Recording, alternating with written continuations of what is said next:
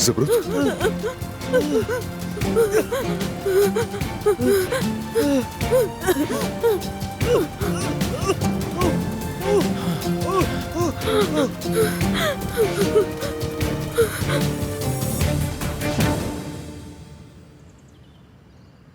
काश तुम लोग भी उसी तरह जलकर भस्म हो जाओ। अल्लाह करे अगला दिन भी ना नसीब हो। खाना पकाते वक्त लोगों को बद्दुआएं नहीं देनी चाहिए। चुप रहो तुम इस घर में नौकर हो और अपने काम से काम रखो, समझ आ रही है तुम्हें? लाओ ये मुझे दो।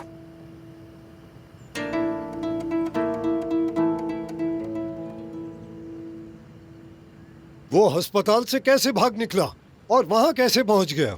मुझे नहीं मालूम भाई। क्या मतलब है कि नहीं मालूम? कैसे आदमी हो? क्या तुम लोग सो रहे थे? माफ कर दे मुझे। चुप! क्या सब बच के निकल गए? दफा हो जाओ, मैं कह रहा हूं दफा हो जाओ मेरी नजरों से। तुम सब के सब निकम्मे हैं। बाबा, ये हामिद की फातिहा का है। बेटी मेरी बात सुनो, अभी हमारे गम मनाने का वक्त नहीं है। मुझे मेरे बेटे का बदला लेना है। मैं मरा नहीं हूं। मैं उन सब से इसका हिसाब लूंगा।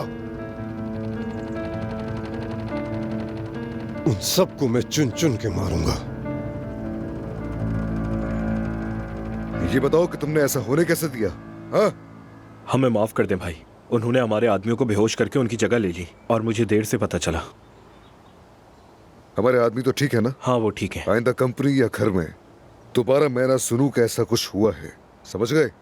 अदनान, देखो तुम ठीक नहीं हो। तुम्हें यहाँ नहीं होना चाहिए। मैं ठीक हूँ मैं।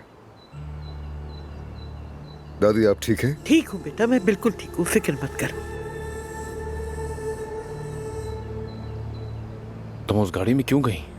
अगर तुम्हें कुछ हो जाता? मेरे भी बेशुमार गुनाह है। हर रात आयशा की आवाज सुनती, वो मेरा गला दबाती और कहती है असमत तूने मुझे मारा। अजमत साहब से कुछ जरूरी बात करना चाहती हूँ। लाओ बंदूक दो मुझे। मैंने कहा बंदूक दो मुझे।